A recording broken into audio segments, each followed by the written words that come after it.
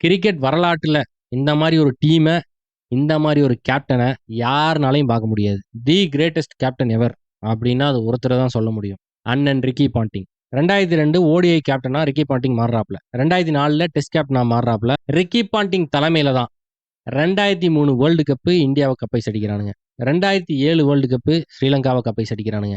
அதுபோக டெஸ்ட் மேட்ச்லலாம் பல கொடூரமான சம்பவங்கள பண்ணியிருக்கானுங்க. ரிக்கி பாண்டிங்கையும், அந்த ஆஸ்திரேலியன் டீமையும் பார்த்து பயப்படாத டீமே உலகத்துல இருக்க முடியாது. அந்த மாரி கொடூர டீமு. செட்டப் பண்ணி வச்சு பார்க்கிறவன் எல்லாத்தையும் தொரத்தி தொரத்தி அடிச்சிட்டு இருந்தானுங்க. தலைவன் வந்து ஒரு சண்டைக்கு எகுறுனான்னா, மொத்த டீமும் பின்னாடி 10 பேரும் கிளம்பி வந்துருவானுங்க. நம்ம ஆளு சாதுவான கேப்டன்லாம் கிடையாது. ஆஸ்திரேலியனு, ஸ்லெட்ஜிங்லாம் பண்ணி ஆகணும். It's in their DNA. ஒண்ணும் பண்ண முடியாது. பல இன்டிமிடேஷன் டாக்டிக்ஸ் எல்லாம் கத்து வச்சுட்டு, பல டீம்கள மிரட்டியே ஜெயிச்சிருக்கானுங்க. உலக கிரிக்கெட்டுக்கே பெஞ்ச் மார்க் ஆஸ்திரேலியன் டீமு. பேட்டிங்கா இருந்தாலும் சரி, ஃபீல்டிங்கா இருந்தாலும் சரி, பவுலிங்கா இருந்தாலும் சரி. 3த்துலயுமே கொடூர பிளேயர்ஸ மட்டுமே வச்சு பொழப்ப நடத்திட்டு இருந்தானுங்க.